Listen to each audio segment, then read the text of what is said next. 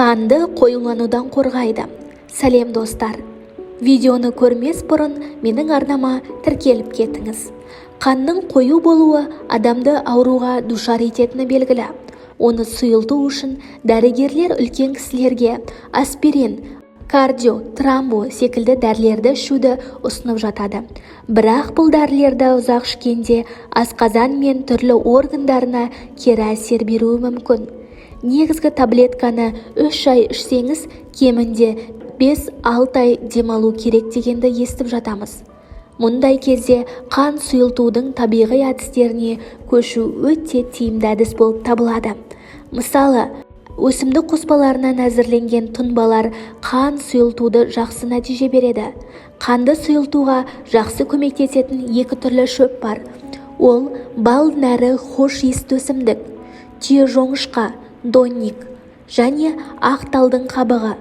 Екеуі де біздің елде бар шөптер.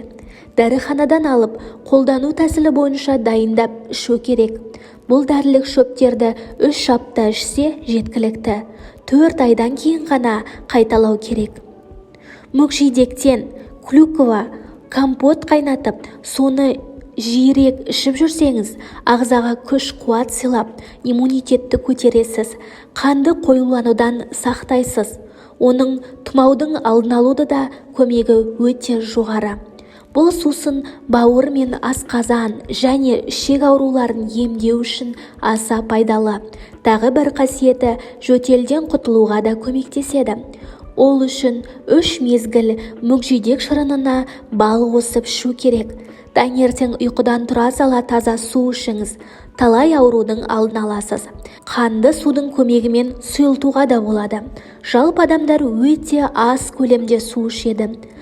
Ал ағзада судың көлемі аз болуы қанның қоюлануына алып келеді. Қан сұйылту үшін адам тәулігіне 1,5 литр таза су ішу керек. Қан қою болса, адамның есту және көру қабілеті нашарлап, буын аурулары пайда болады. Басы ауырып, аяғы мен қолын басқару қиынға түсу мүмкін. Біздің ағзамыздың 70% судан тұрады. Ал ғалымдар адам бойындағы судың мөлшері небәрі 2%-ға азайса, күш-қуатымыз 20%-ға әлсірейтінін дәлелдеген болатын. Мұндай қатерге жол бермеу өз қолыңызда. Денсаулығыңыз мықты болсын. Егер видео ұнаған болса, лайк басып, подписаться батырмасын басуыңызды сұраймыз. Назарларыңызға рахмет.